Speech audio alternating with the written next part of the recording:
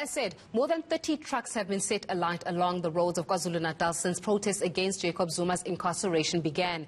Many of South Africa's businesses depend on freight trucks for their survival, and the attacks are bound to have an economic impact on the industry. Road Freight Foundation CEO Gavin Kelly joins me now for this matter. Gavin, thank you so much for joining us this evening. As a road freight industry, I'm sure it's all a frantic attempt right now at tallying the costs of the protest in Kwa-Zulu Natal. Have you as yet managed to determine just how much was lost?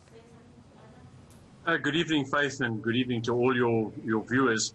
We haven't done those sort of figures right now, but what is important is that we know that one or two of our members and one or two transporters lost everything while they were at Mooi River. They lost their truck, they lost their livelihood, and probably people who were employed by them are going to lose their employment as well. So when one turns around and says, well, maybe the truck costs 2 million rand and perhaps the cargo on the truck costs another 3-4 million rand, that's not the real story. The story is about losing jobs in South Africa. It's about people suddenly finding that they can no longer run their businesses. And when you start to tally that together, as well as with what our international image starts looking like, people are not going to want to put stuff through the ports and run it up the N3 into Africa. They're going to choose a different country. That's the real cost. Yeah, and of course the violence, as we understand, is linked to the protest over the incarceration of former President Jacob Zuma. Now, you have indicated that it is unfortunate that you are being targeted. Let me ask you this. Why do you think that, trucks are being the target for this protest? Why not target any other thing where there's infrastructure buildings? Not that that makes it any form of correct or any form of right, but why trucks specifically, in your opinion?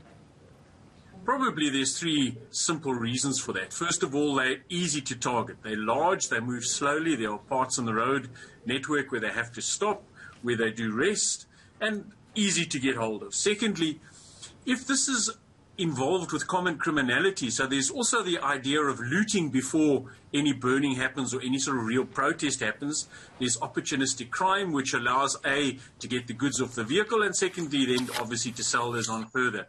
And then, of course, nothing burns like something that's 22 meters long with a lot of tires. If you're going to want to make a statement, you're going to need to use something that is going to block the road and is going to have a tremendous visual impact. And that's why trucks are forever being burnt for whatever reason. Well, what does this then mean for the truck driver? I mean, you were speaking about this truck driver earlier on, but the truck driver and his or her livelihood, the truck driver and the impact that this could possibly have on the family member, the ability to even provide for their families. Are we cognizant of the ramifications and the knock-on effects of this existence?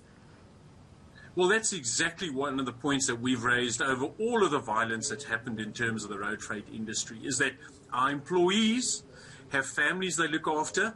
Many of them are part of small businesses who are just barely making it alive, to stay alive in terms of economically. So now you come along and destroy a vehicle, and that's the only source of income that that business may have. So that driver loses his or her employment. And of course then the whole support infrastructure that happens back within the community itself. And remember, these trucks aren't just moving coal or televisions, they're also moving oxygen, they're moving medical supplies. So once that whole system is attacked, once the whole logistics chain is under threat, the country as a whole, in its whole totality, now starts to face a huge challenge in being able to operate normally. Yeah. And have you reached out to government as yet, Gavin, for intervention, and what has been their subsequent response? We've made various overtures to government over a number of months.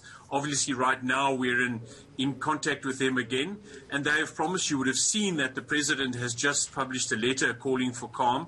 But what we need is to ensure that both individuals in the country, their goods, their vehicles, the infrastructure of the country, innocent people are protected. The South African Police Service, we know, is stretched, but they need to deal with the people who incite violence, who seem to be able to do this without any recourse or any problem, and they need to be able to clamp down.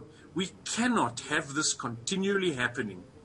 Road Freight Foundation CEO Gavin Kelly, thank you so much for joining us this evening.